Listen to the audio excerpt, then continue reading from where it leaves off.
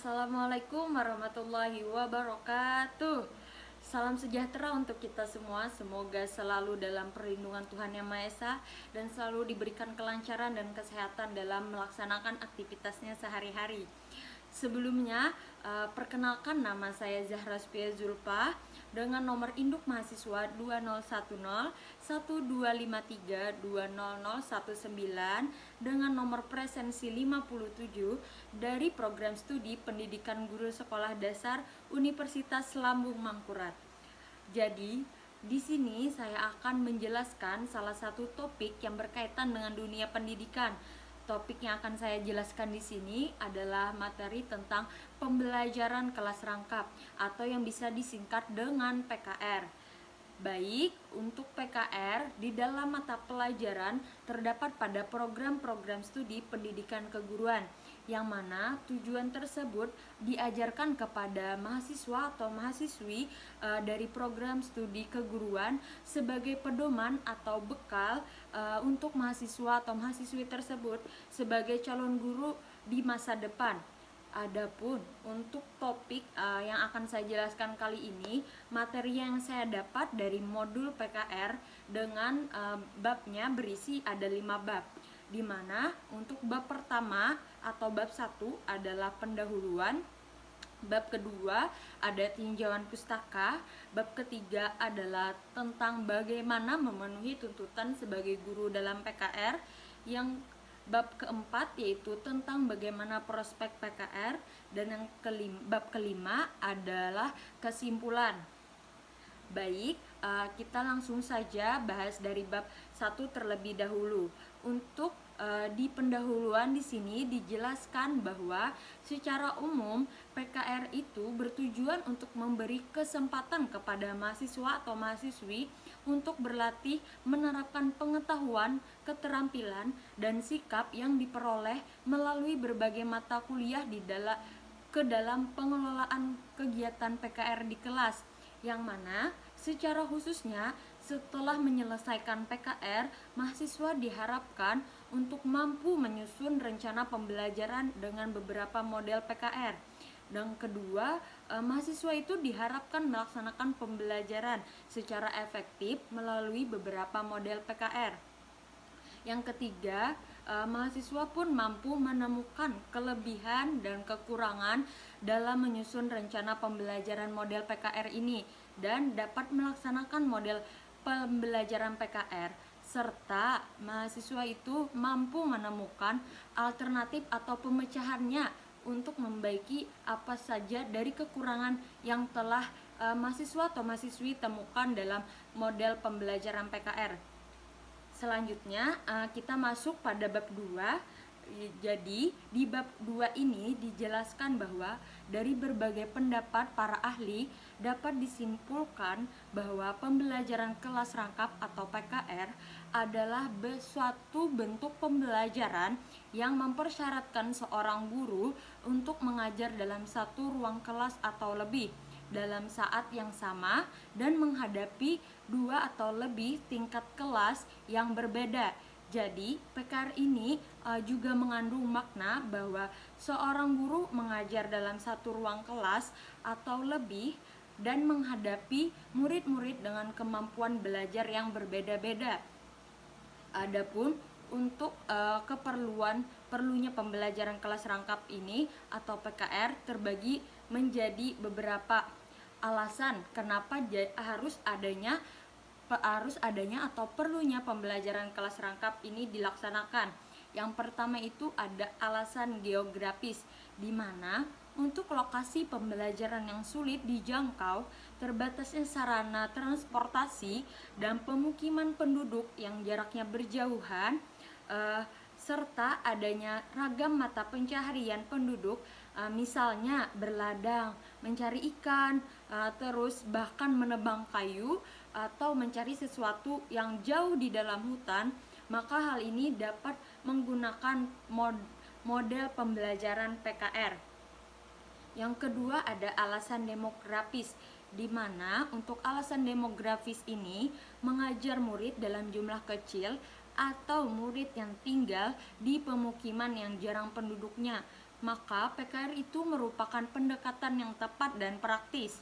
Yang ketiga itu ada alasannya perlu diadakan pembelajaran kelas rangkap ini adalah kekurangan guru, di mana meskipun jumlah guru secara keseluruhan bisa dikatakan cukup di Indonesia ini, namun pada kenyataannya masih ada keluhan kekurangan guru di berbagai sekolah-sekolah yang ada di Indonesia, terutama di daerah-daerah terpencil.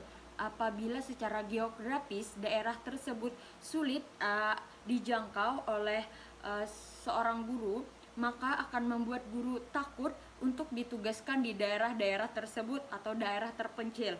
Rendahnya minat guru untuk mengadu nasib di daerah tersebut disebabkan beberapa faktor, misalnya sangat dirasakan mahalnya harga keperluan sehari-hari, misalnya untuk mengisi bensin atau sulitnya alat transportasi, gaji yang terlambat, bahkan terbatas peluang untuk mendapatkan pengembangan karirnya.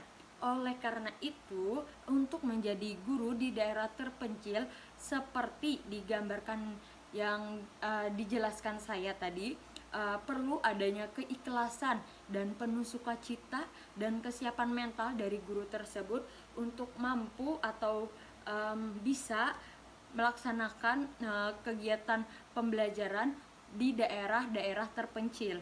Yang keempat itu ada keterbatasan ruang kelas, di mana di daerah yang jumlah muridnya sangat sedikit, tentu tidak memerlukan ruang kelas lebih banyak.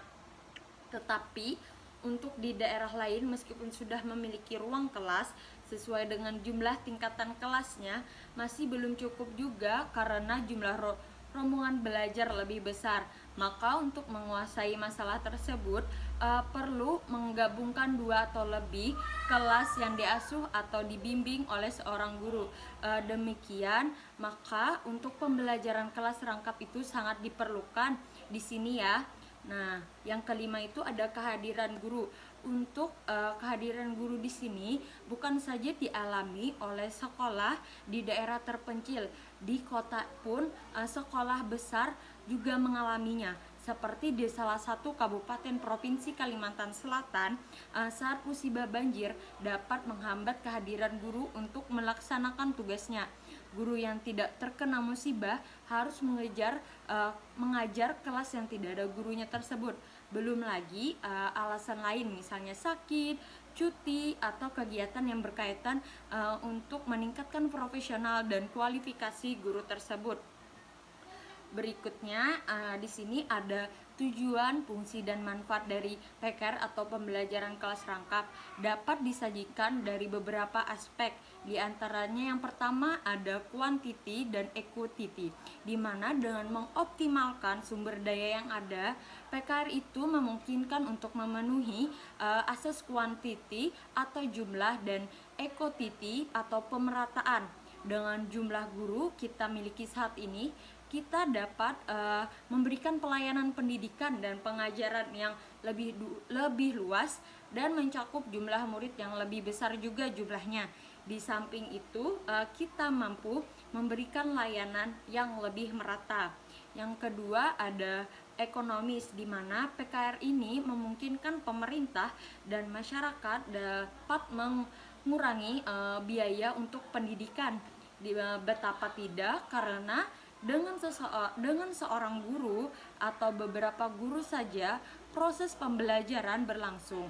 Demikian juga dengan satu orang, satu ruang atau beberapa ruang kelas, proses pembelajaran itu tetap akan berlangsung. Jadi di sini untuk secara ekonomis, biaya pendidikan yang ditanggung oleh pemerintah dan masyarakat akan lebih kecil atau sedikit. Oleh karena itu, dengan jumlah pendidikan yang sama, perluasan pelayanan pendidikan dapat diberikan hingga ke daerah sulit yang kecil atau sangat terpencil sekalipun. Yang ketiga, kita memasuki ada pedagogis.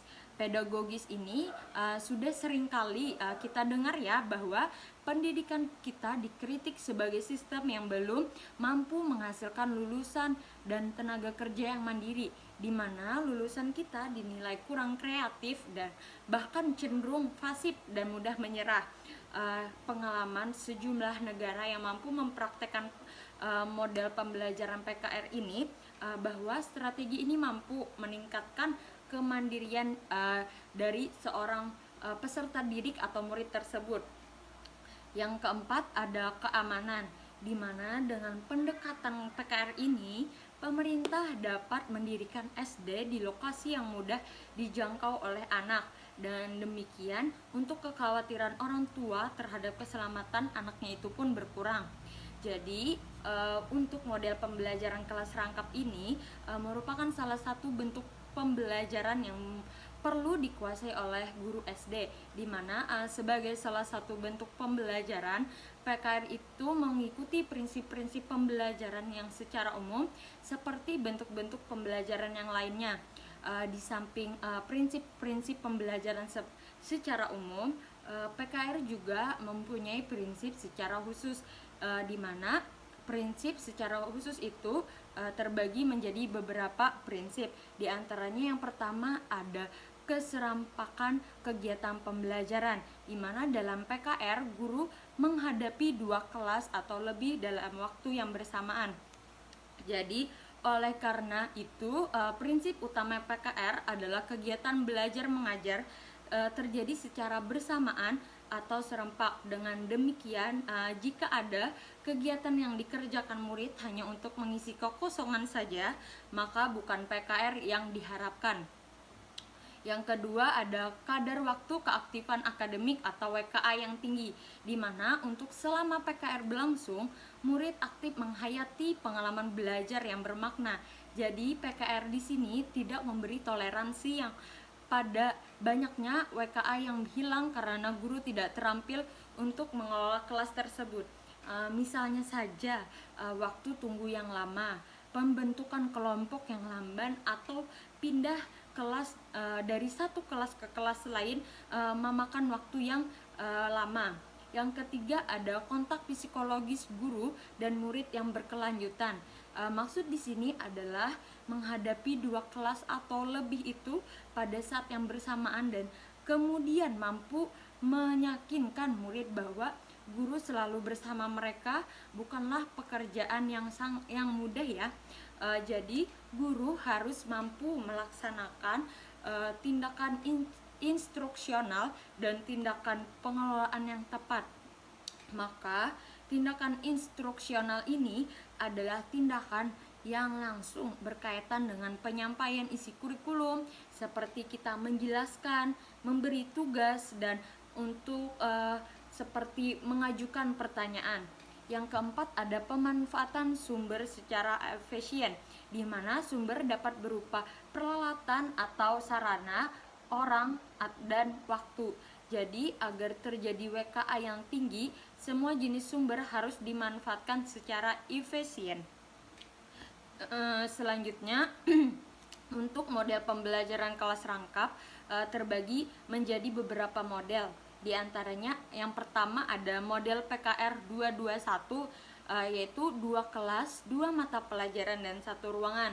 Di mana untuk model PKR 221 ini seorang guru mengajar 2 kelas, misalkan kelas 3 dan kelas 5 dengan 2 mata pelajaran PPKN dan IPA di dalam 1 ruangan.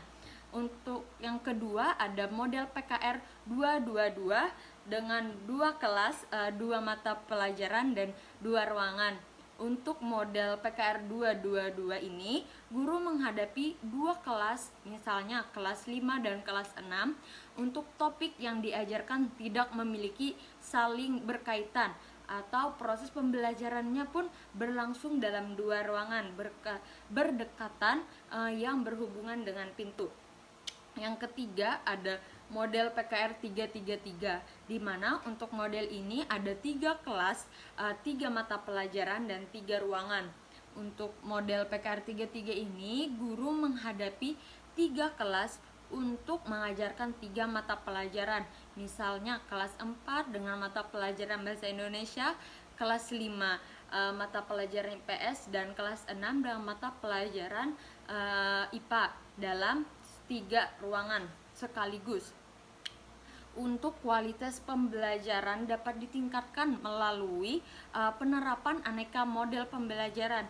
Jadi unsur penting kedua dalam pembelajaran efektif adalah luas dan bermakna.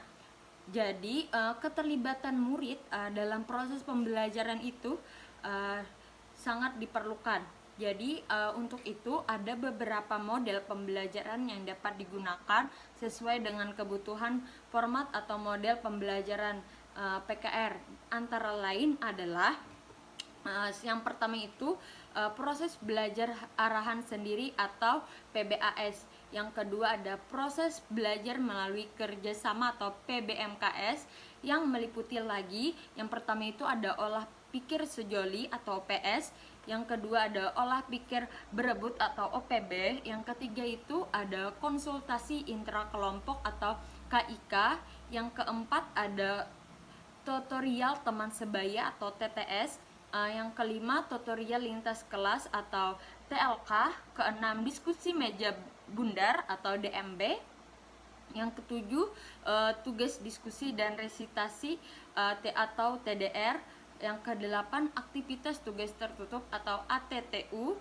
Yang terakhir ada aktivitas tugas terbuka atau ATTA, yang mana untuk masing-masing model ini akan disajikan dengan urutan langkah-langkahnya dan saran penggunaan dalam PKR. Jadi selanjutnya kita masuk ke bab 3, yang mana di bab 3 ini dijelaskan mengenai keterampilan pembelajaran dalam PKR itu sendiri, seperti bertanya, memberi penguatan, menjelaskan, mengadakan variasi, membuka dan menutup pelajaran, membimbing diskusi dalam kelompok kecil, serta membimbing belajar individual. Untuk semua keterampilan dasar ini sangat diperlukan oleh setiap guru atau calon guru nantinya. Untuk kemitraan atau kerjasama antara sekolah dan masyarakat di sekitar perlu juga untuk dirancang dan diprogramkan dengan baik. Dengan demikian, segala sumber belajar harus berada di luar sekolah dan dapat dimanfaatkan sebaik-baiknya dalam pembelajaran tersebut. Untuk bab 4 menjelaskan bahwa dalam rangka melihat prospek PKR, analisa KKPA tersebut di atas akan digunakan untuk melihat kondisi pembelajaran SD saat ini, di mana untuk komponen sistem pendidikan yang akan disoroti adalah siswa, guru, kurikulum, sumber belajar, sarana dan prasarana, struktur pembelajaran atau struktur persekolahan, manajemen dan kebijaksanaan pemerintah, di mana semua ini berkenaan dengan pendidikan dasar serta perkembangan masyarakat, termasuk untuk kemajuan ilmu dan teknologi itu pun sendiri. Baik, untuk di bab 5 jadi sudah dijelaskan sebelumnya tadi bahwasanya materi yang saya jelaskan dapat diberi kesimpulan bahwasanya secara singkat mengenai ciri-ciri utama pembelajaran kelas rangkap atau PKR ini adalah, yang pertama itu adalah seorang guru, yang kedua seorang guru mampu menghadapi 2 kelas atau lebih, atau satu kelas dengan 2 atau beberapa kelompok murid yang berbeda kemampuan. Jadi yang ketiga ada untuk membimbing belajar dalam satu pelajaran atau lebih, atau beberapa topik yang berbeda dalam satu mata pelajaran. Yang keempat dalam satu atau lebih dari satu ruangan tadi. Yang kelima pada jam yang bersamaan. Adapun tadi sudah disampaikan juga bahwasanya ada beberapa model dalam PKR dan pengelolaannya terdiri dari beberapa model, diantaranya ada model PKR 221, model PKR 222, dan model PKR 333. Jadi untuk video kali ini saya cukupkan. Mohon maaf apabila ada kesalahan dan kekurangan dalam video penjelasan saya terkait topik pembelajaran kelas rangkap. Semoga video ini dapat bermanfaat bagi kalian semua. Saya akhiri. Wassalamualaikum warahmatullahi wabarakatuh. Terima kasih.